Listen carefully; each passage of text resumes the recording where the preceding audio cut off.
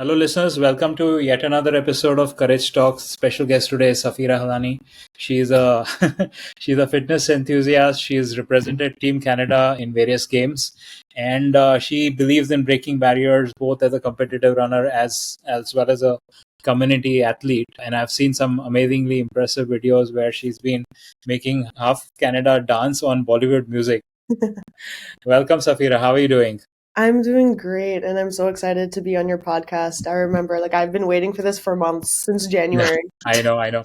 And my apologies. I think this got inordinately delayed, but maybe you're destined to be in India when recording this. So I know, ironically, I'm back here.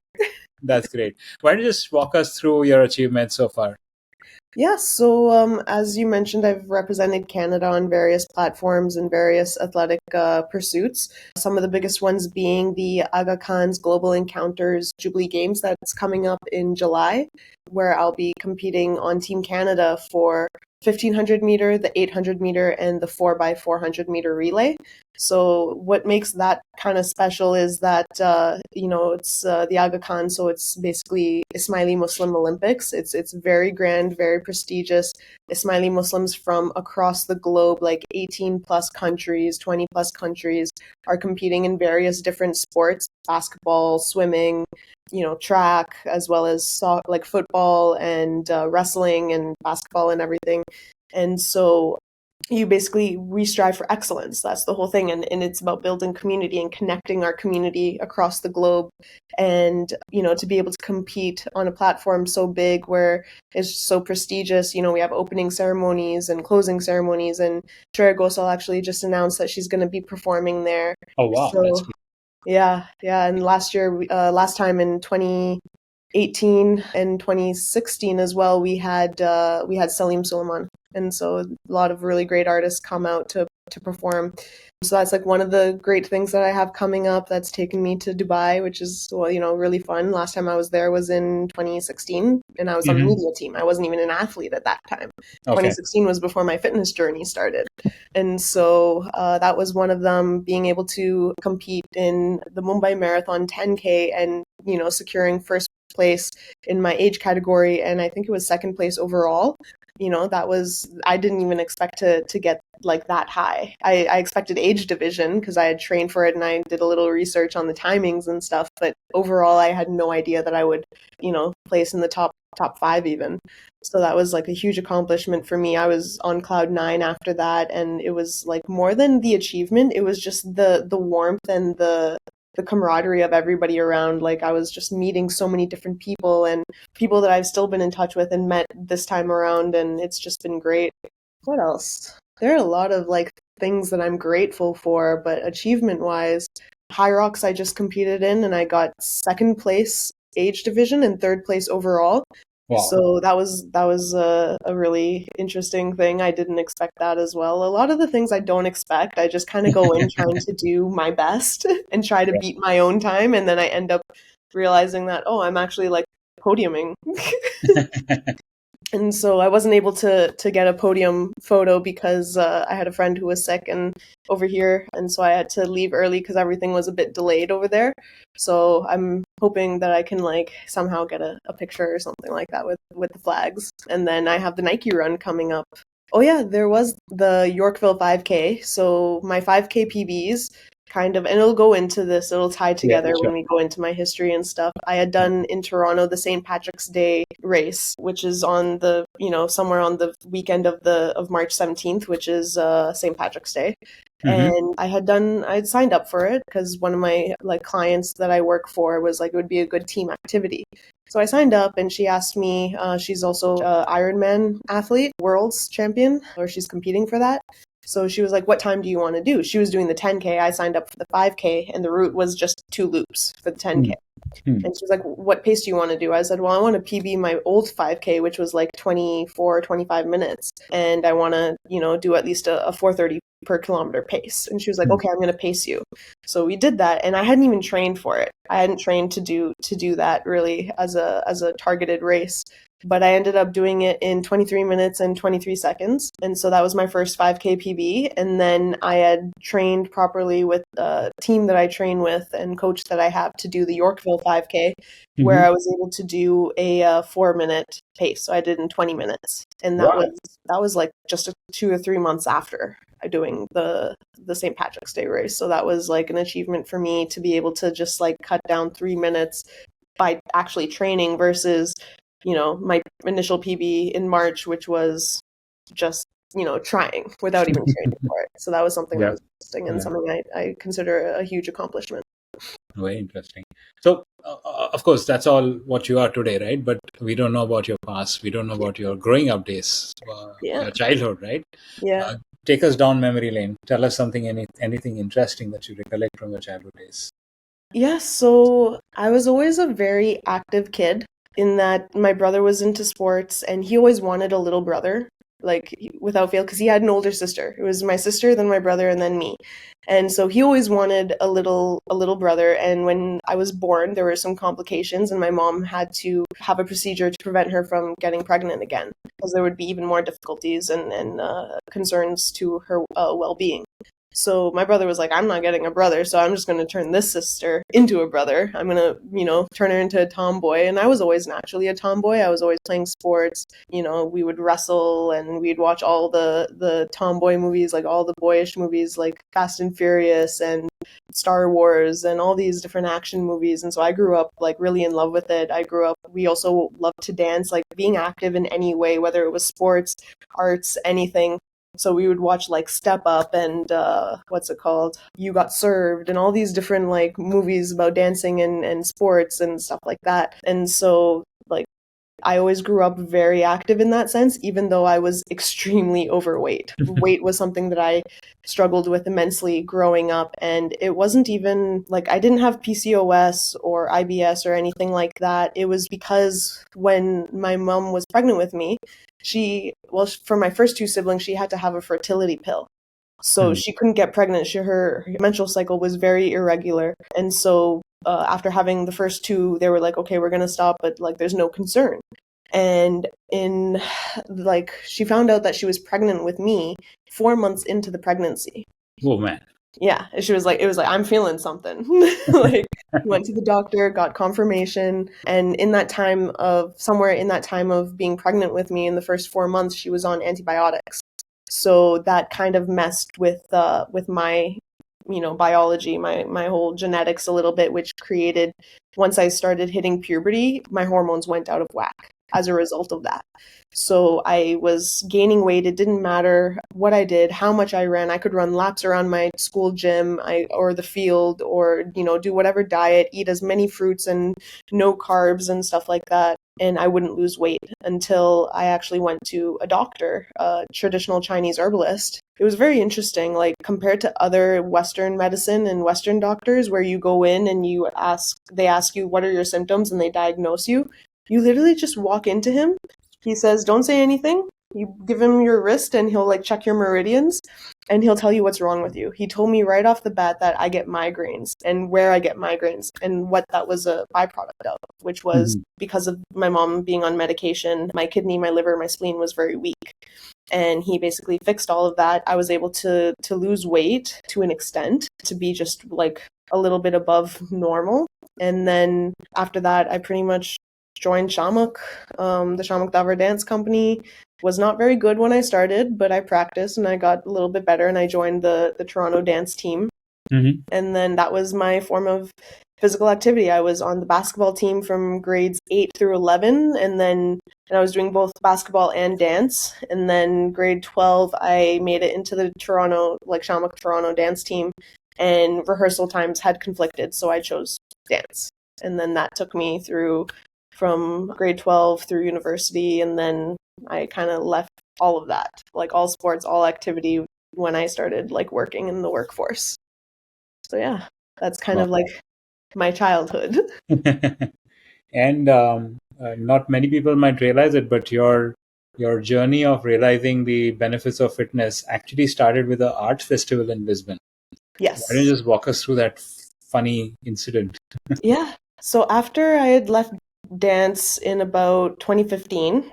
2018, I was asked to be a part of the media team again for the Jubilee Arts Festival, the Aga Khan Jubilee Arts Festival, which is the creative component of the Jubilee Games.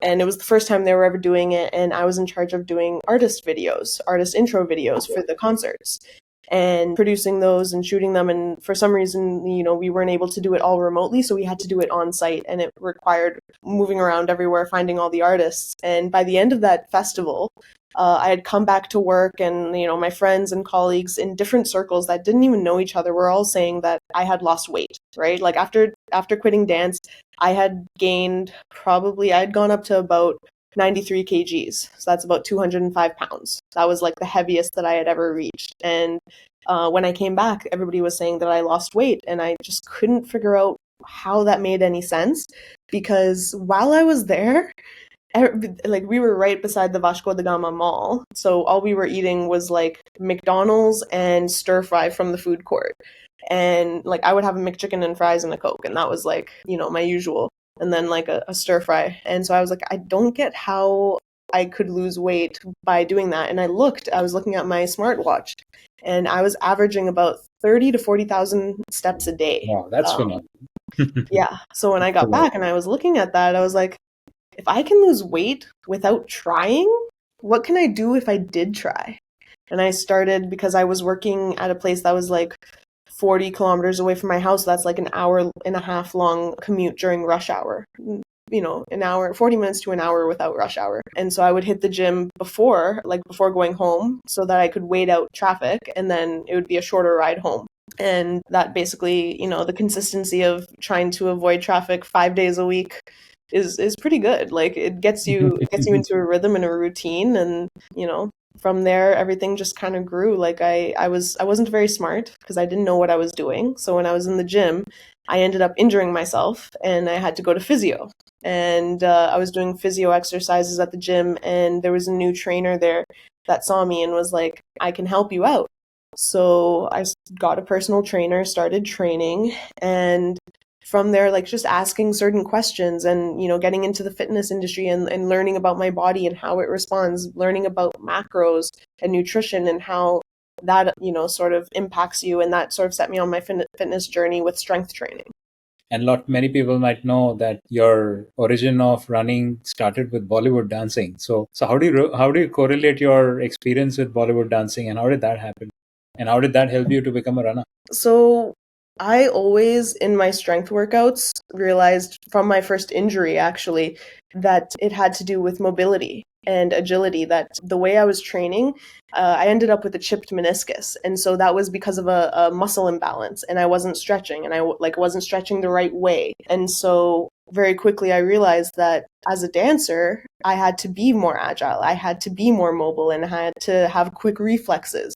And that the warm-ups and the training that we would do before we even got into the actual routine and the choreo was actually prepping us and strengthening us to be able to do jumps and leaps and like do, pivots and turns, which is ankle stability. And for athletes and runners especially, the most common injury is usually an ankle roll.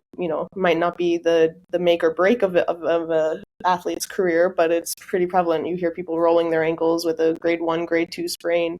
And so I started implementing into my workouts a lot of like functional prehab, so that it's like preventing any kind of rehab that I have to do later. So it's a lot of like heel raises in different positions. So like you can have like a parallel, ballet, and like different ways that you're actually strengthening your whole ankle throughout in various different angles. And so that was a way that dance kind of impacted my fitness in just making me more functional and more mobile and flexible. And then also cardio. Like you're in Shamrock, you're doing Bollywood, and Shamrock Bollywood is high energy. Bollywood in general is high energy, but add like Shamrock's Indo jazz to it, and it's a whole other level. Like it's a cardio workout. It's like our medleys are 15 minutes long of straight Bollywood. And so it builds your stamina, and it's it's intervals. You're going up and down. You're raising your heart rate, and you're bringing it down. And so for me, it was just taking all of these different like practices that I kind of knew about and reintroducing it into fitness in a way. Yeah. Very interesting. A lot of people have had significant impact in their fitness journey because of COVID. You, of course, got into gymming even before COVID, but how did COVID impact your fitness journey and what actually you went through during that? COVID forced me to get out of my comfort zone. I was very comfortable with being antisocial and social distancing. That was like my favorite thing in the world. Hard for me to imagine you antisocial. I'm an extroverted introvert. So, or an introverted extrovert. I'm not sure which side of the spectrum I'm on that. Depends on But who you're talking to. yeah, so the thing is that I'm an introvert in that my social battery charges when being alone, but I use it in, being a part of a run club, which actually is how I got into running through COVID because all the gyms were closed. All gyms were completely closed, and I needed a way to stay fit because fitness and physical activity wasn't just about body composition and losing weight. It was a mental release for me that I was able to just focus in on lifting weight or like the task at hand. It helped me to sort of dissociate from any stresses going on in life, whether they were personal, professional, family related stuff, things happening. You have family in COVID that are going through different things. And so it actually forced me to go out and start running. And the way I started was very slow because I had already chipped my meniscus at that point, and doctors had told me I would never be able to run or dance or do any kind of cardio. At that time, running wasn't a thing, but I asked about dance, and they were like, "You're probably not going to do it like professionally or competitively because of your chipped meniscus. It's a permanent injury, and white blood cells. It's hard to get there for it to heal." So at that time, I was taking collagen protein because I had done some research that it can help with, tendons and stuff. And I was doing the physio. And I started with doing like a lap around my block at home, which was a little less than a kilometer. And while my family was walking around, I would do laps. And I would slowly build it up. And then I would start going on the trail, which was like a 5K out and back. And I just started building up. And I was like, I'm just going to add a kilometer every week. I was doing like different runs. I had a gym that had loaned me some equipment. So I was doing some strength stuff. But to make up for other things, I started running. And then from there, I found a run club in the Toronto area when things started opening up. And I was already into running. Like it was just such a different feeling to run, like the euphoria of a runner's high. Your adrenaline is so high, your heart rate is so high, you just feel like you're on top of the world at that point, like nothing else matters except for each step that you take. Yep. And each, like, you're watching nature pass you by, you're running into the sunset or running away from it. And it's so beautiful at times, depending on your environment. And so I ran with a run club that ended up being super social.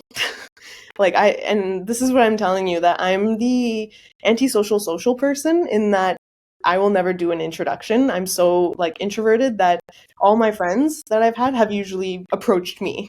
And it's kind of funny because everybody says that I have this resting like bitch face kind of a thing. Am I allowed to use that language on this? Yeah, I have RBF, and that once they started talking to me, they realized I was actually a nice person. So that's like one of the common things that I hear.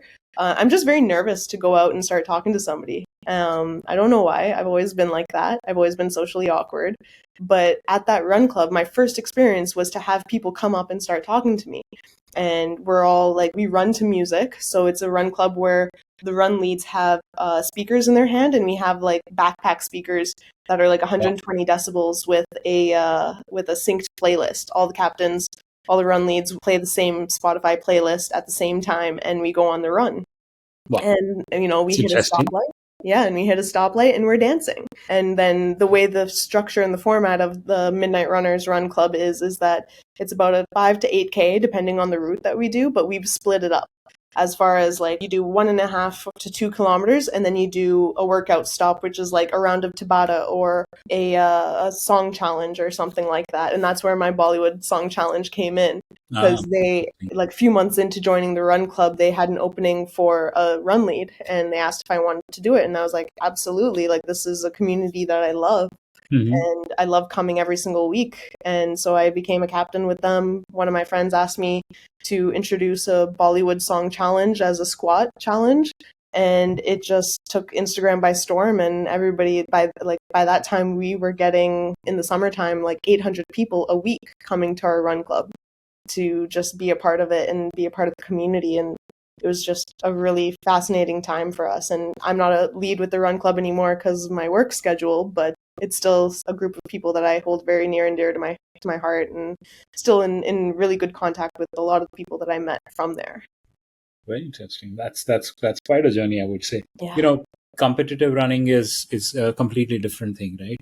It requires much more effort than just running, right? You just go out for running, right? Yeah. Because then you're thinking about your timing, your pace, your endurance, your fitness levels, and it requires courage, right? Yeah. And that's where the topic comes in, right? So Courage Talks, the background story is my book, right? I wrote my dad's biography, and my dad went through a lot of instances of courage in his daily life, which could not have come up if the book had not been there, right? So what's your definition of courage? Definition of courage? Wow. I think for me, courage has always been to just not listen to the naysayers, not listen to your own self-doubt, and being able to sort of just identify what's within you and use that as your North Star to accomplish whatever it is that you set your mind to. Having the courage to defy everything that everybody's telling you, even your deepest fears and your biggest insecurities, to be able to see past that and say that, that's not who I am. I know who I'm meant to be. That is real strength and real courage. It takes a lot to be able to even say no to yourself, tell yourself that you're wrong and limiting in your beliefs. And so to break that limiting belief within yourself is what real courage is. Who's your role model for courage? I have so many that I look to. Like, everybody sort of embodies it in different ways. My mom, from just the way she raised like her three children, right? Like, my dad was traveling a lot, and he's amazing. He was such a team player, but he was the one that was traveling a lot for work, and she was the mom that was there to do everything. Like, she wasn't just a stay-at-home mom. She was a mom that worked as well. Like, her and my dad were business partners. They still are. And so she was working full time. She was able to work from home and to, be able to parent us and give us the lifestyle and the freedom that we had to be able to pursue all of the things that we have. My brother with sports, my sister with her academia, and me with arts and sports in general. And so, like, growing up and them saying that, we can do whatever we want, and seeing them being able to make that happen for us, as well as live their own lives, like the strength that it took them to take care of their entire family. That's something that I consider an inspiration and a role model for me, that, like, my mom was the biggest example of, you can do it all. Like, there's nothing you can't do if you don't put your mind to it. You can make the time, you can do all of that. I would say that athletically, certain, like, I've had mentors that have come into my life and just imparted precious gems of information and motivation and things that I've taken with me. My mentor Cheryl, who is the Ironman athlete, and she's always the one who's like, she's the one who started City Shred and shredding limited beliefs, and that there is nothing that you can't do. That real strength comes from within, and just pursuing what you can, and that real strength comes from not having a scarcity mindset. That, like, you can cheer other people on, and it's not going to take away from you. In fact, that proves that you're well above that. For me, like, she's also one example of strength. But if I were to, like, say somebody growing up that I looked up to as a strong female that I could look up to that's a celebrity, I would say Michelle Rodriguez. She's an actress who was in the Fast and Furious franchise and like many other films, and she always played strong female characters. And even in the Fast and Furious franchise, she had said no to a few films because she wanted to have a stronger female role. And so they had written her off, and then they renegotiated. Vin Diesel had renegotiated, and they brought her back in. And that shows real strength and dedication to standing to who you are and what you believe in. And so, from a celebrity standpoint, I would say that she's definitely one of my biggest role models. Very interesting. And when it comes to switching to competitive running, I mean, we all face different challenges, right? So what were the challenges that you faced, and how did you overcome them? My biggest challenge is that my run coach is strictly a run coach. And so he's very much, like, focused on my races and making me faster for that. He sees a lot of potential in me. So for me to want to be a hybrid athlete and train myself for Spartans and Hyrox, is a little counterintuitive because I have to build muscle. He wants me to get faster. And, finding that nice balance, he wants me to do at least 5 runs a week, but I also have to strength train to stay strong and build muscle. So finding that balance and that sweet spot has been a little bit of a challenge for us, but I think we've sort of struck an even balance where like the lean muscle that I'm building is actually functioning as a benefit and an asset to making me faster. My lower body muscle is propelling me forward more with more power. The explosivity is there. So I do a combination of like maybe 2 or 3 hardcore strength workouts and then 1 or 2 HIIT workouts a week, which are all about explosivity, light weights, and being able to do that. And then I have speed work at the track and endurance run on the weekends, which is a little bit longer and includes hills a little bit. And then an easy run just to sort of keep mileage up. So the more mileage I get, the better of a runner I'm going to be, the healthier of a runner I'm going to be. And so that's been one of the challenges in Toronto. I mean, anybody who's been in Toronto or for a year knows that our winters are like 6 months long. Gruesome. And extremely brutal and cold, which is normally when I sustain all of my injuries. Wintertime is usually winter and like early spring, because spring is very cold still. Most of my injuries have come from that. And like anytime I roll an ankle or something like that, it's very much has to do with weather. And so for me, switching, like I kind of like have a little banter with my coach because he's like, you just need to come to practice. And I'm like, it's too cold. It's too early. it's like, let's wait till later in the year. Summertime, I can come. Like, give me indoor workouts on the treadmill, which has its, pros and cons. I'm able to run, but I'm not getting wind resistance. I'm not actually getting the terrain. So there's a bit of a trade-off in that, but he's supportive, begrudgingly supportive. But I love him to death. So like I wouldn't have any other coach, to be honest. Right. So while you've been in Canada, being a South Asian female has its own challenges from society norms perspective. The naysayers, the doubters, and the people who said, no, you're doing something wrong, right? So how did you encounter this social stigma, and how did you challenge it, and how did you overcome it? I think that I'm not going to speak for all South Asian women, but I think that many out there will agree with me in that they've heard at least once in their life, you are too muscular. Like any South Asian girl who lifts or works out in any kind of way, you're too muscular. No boy is ever going to want to marry you. You're going to have trouble getting married because of that. And to me, like, it's really unfortunate that that's what the staple is for us. That's the goal. That's the end result that we have to strive for, is to get married.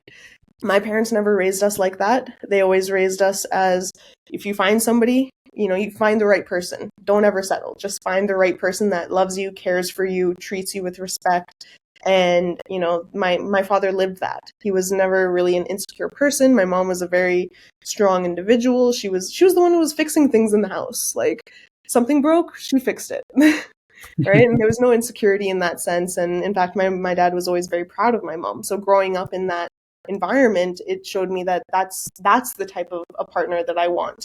And so when I would hear aunties say that to me, it took me a very long time to build up the vocabulary and the response, which is, that is not a man or a boy that I want to marry. That's not a man, to be honest. A man is somebody who is secure and can see me for my strength and who I am, sees the grace and the beauty inside the strength.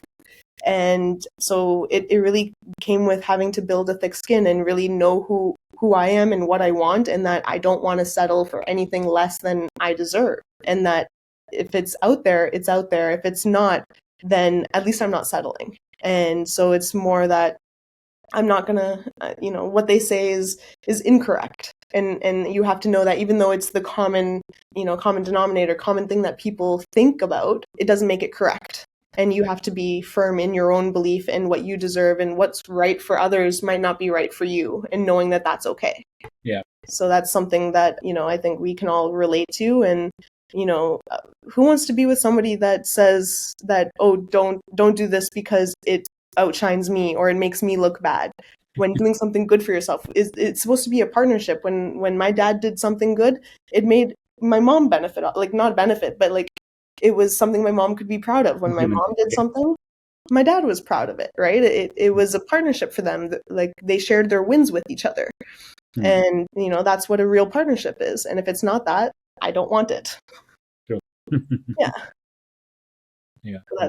That's kind of like the stigma I've had around it. And slowly and surely it's changing. Like I'm seeing more and more South Asian fitness influencers come out. Many of my friends are, and they're breaking the stigma around being a little bit heavier and into fitness. And like there's so many different aspects that they're coming at it from, and it's so unique and authentic to them that it's finding its audience and really, making a platform and a foundation for other people who, like, let's be honest, like people aren't really reading books as much. They still are, or watching the news. They're scrolling Instagram, right?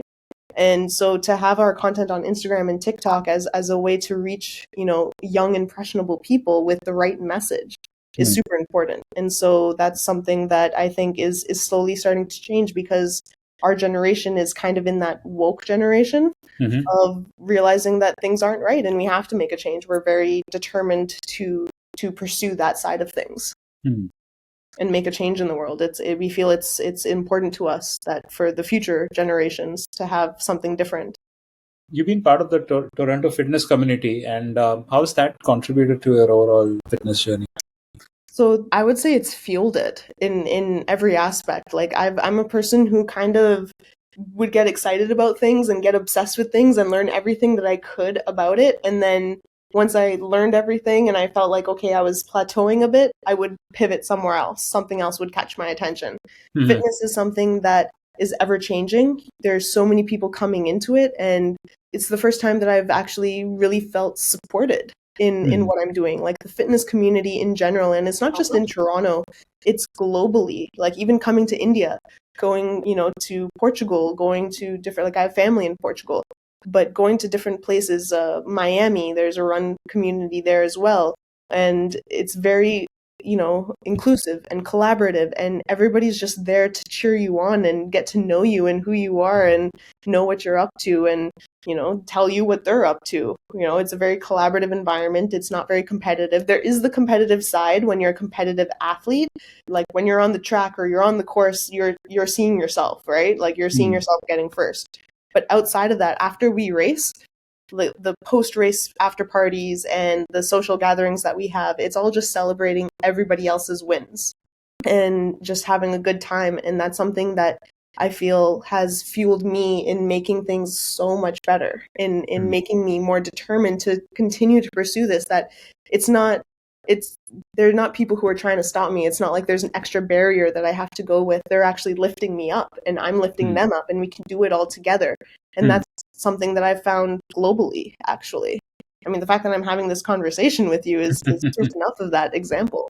A lot of times, people get confused between building muscles versus running, right? And invariably, most of the endurance runners who run very frequently lose a lot of muscle mass.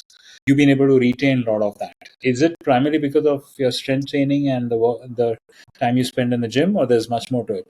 So there's a little bit more to it. It's a little more intricate in that even going to the gym, it's possible to not maintain your muscle, right? It's a whole triage and symbiotic relationship and synergy between strength training, cardio training, and nutrition, right? If you're not having enough protein, you're not going to sustain your muscles. If you're not having enough carbs, you're not going to have enough energy. And if you're not having enough fats, also fats contribute to energy as well in keto diets, and they have their own purpose as well. And so for me, yes, running does lean you out a little bit. It makes you have leaner muscle because the first 15 minutes of cardio is burning your muscle before actually burning energy.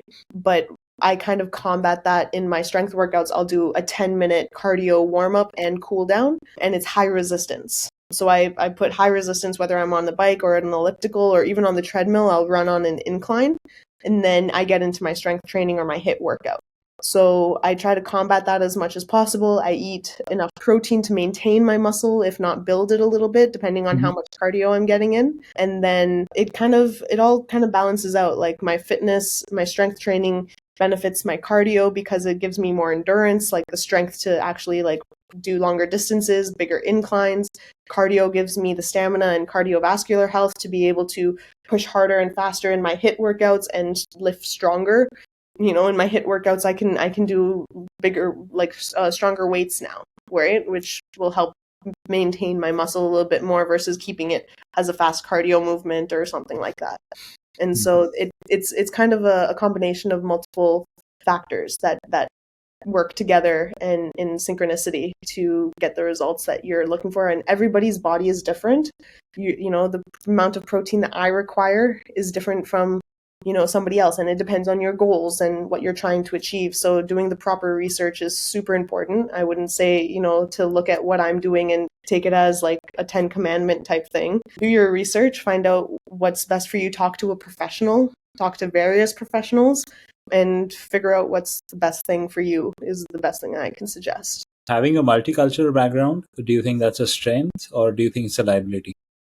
I think it depends into what kind of situations you get yourself into.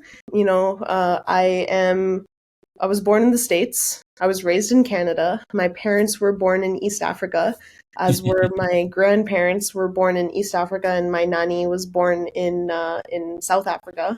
And then my nana was from a Portuguese colonized part of East Africa, Mozambique, right, and or Maputo now. And so he played for Portugal, Benfica, in the FIFA League back in the day. So I kind of have a little bit of Portuguese roots, family there, East African. And then my great-grandparents were from Titwa, Gujarat. So, or like different parts of Gujarat, but Titwa is one that I remember and trying to get my OCI. Yeah, so like having a mix is very interesting. You know, I have friends that are Spanish and that kind of forget that I don't speak Spanish. I don't really even speak Portuguese. I just listen to songs and enjoy the food and go and visit family, but I don't actually speak Portuguese or Spanish. And they just come up and they start talking to me in Spanish, like, oh, I'm sorry, I forgot. You know, I just for some reason feel like you are. And I kind of play into it a little bit, which can get me into trouble. Like people hear that, oh, like I'm dancing, they see me dancing to certain songs, and then they just start talking to me and I have no idea what they're saying. It's so loud at our run clubs where we're having a party and stuff. So you do have to be careful that, you know, people aren't, you know, that you understand and you're not agreeing to things that people are saying. There is a certain benefit to being ethnically ambiguous, which is how my friends like to describe me. They have no idea really, because I can dance Bollywood, I look Indian, I also don't look Indian at the same time. You know, it just depends on, you know, who's looking at me. And that I just kind of blend in everywhere. So when I can go to you know, when I went to Miami, there were people who thought I was Latin, like a Latina. When I go to, like, I just kind of fit in everywhere, and it's easier to make friends. It's easier to just sort of blend in because there are cultural references that you can get, and I've always kept myself very open to that. Mm-hmm. So I would say it is a benefit, but it also means that you don't fit in everywhere. Like you fit in, but you don't fit in. It's like being a jack of all trades and a master of none. You fit in a little bit, but you don't fully integrate in. They're still othered in many ways. Yeah. But that's something that I think everybody feels othered in some way, and it's actually something to embrace by being another, as long as, you know, it's not done in a malicious way. You're not being othered in a malicious way, but you're showing your uniqueness to it, to who you are. Reminds me of what we call second generation Indians in US, ABCD. Yep. Yep. American Born Confused Desi? Yes. I've seen that movie. That was a favorite growing up in our house. Oh yeah. Yeah. That's true. But you know, physical endurance sports is a lot more mental than physical as well. How do you build up your mental resilience? Any particular experiences where you're mentally down and you try and kind of pull yourself out of that? Yeah, so I mean, I've never shied away from speaking about my mental health and the struggles that I've had in regards to my mental health. It stems from lack of having any kind of self-esteem, from being overweight as a child, socially awkward. My brother and sister were always like, they always had so many friends. I didn't have friends as a kid. I was very antisocial. That's where that came from. And I sort of developed friends when I was able to, like during COVID, like I had friends growing up throughout, but like my core friends, like my brother and sister always had core friends that they could rely on. And for me, that came in from when I joined the fitness industry, the fitness community here.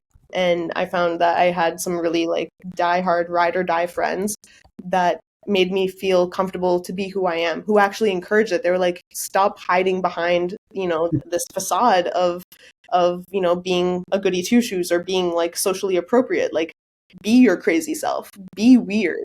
And as a captain of a run club, that was something that I had to embrace very quickly, and learn very quickly, that the community wants permission to be their quirky selves, and they're looking to the run leads to do that. And so we've been given that responsibility to enable other people to feel okay to do that. And so that means making a fool of yourself and acting a fool as much as you can, because it gives other people permission to do it for themselves, and it in a way helps you accept you, and they accept themselves, and we all accept each other.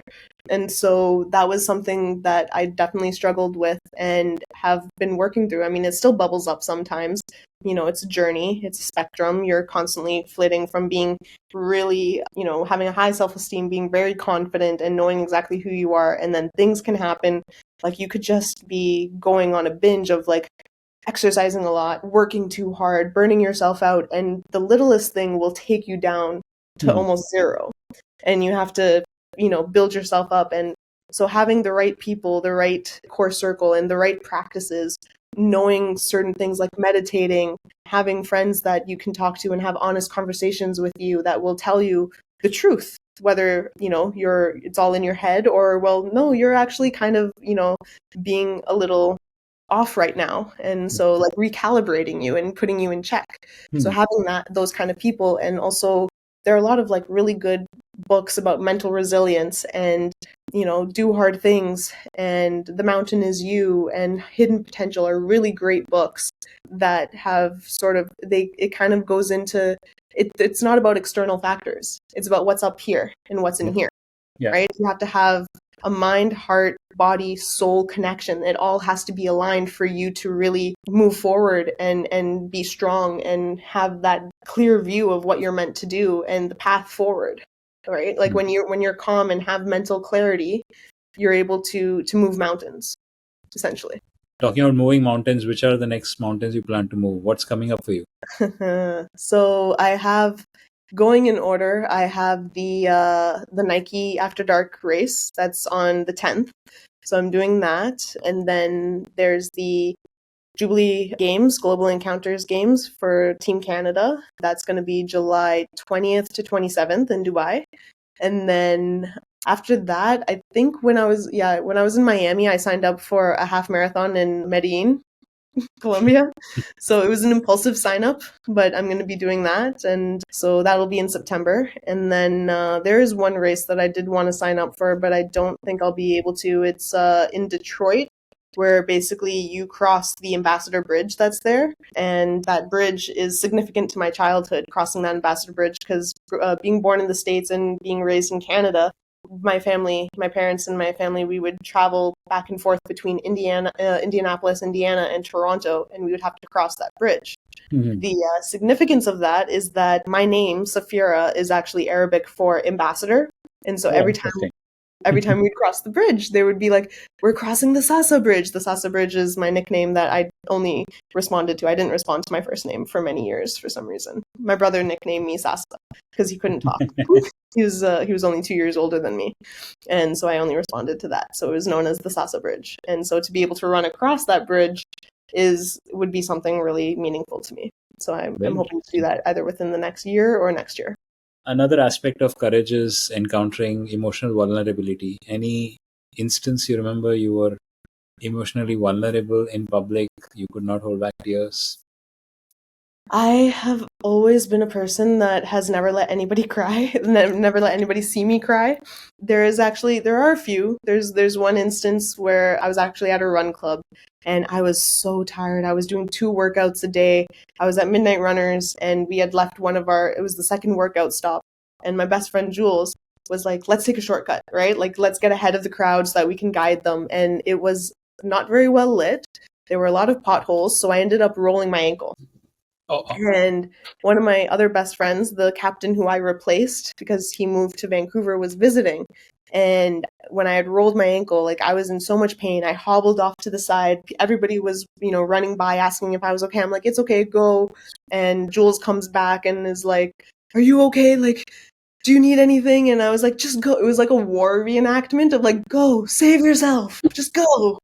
right? And she waited, and then my friend Sid came, and he was the guy who I cried in front of, and I never cry in front of anybody. But as soon as he came, he just like put his arms around me, and there was just so much warmth. I don't even know why I cried, to be honest. I'm not a person who cries, but he's literally my best friend in the whole world, and just having him around made me super emotional. Like I hadn't seen him in a very long time. I was super tired and so much pain, and I just couldn't hold back my tears. So it's kind of an embarrassing story, but I only cry in front of certain people.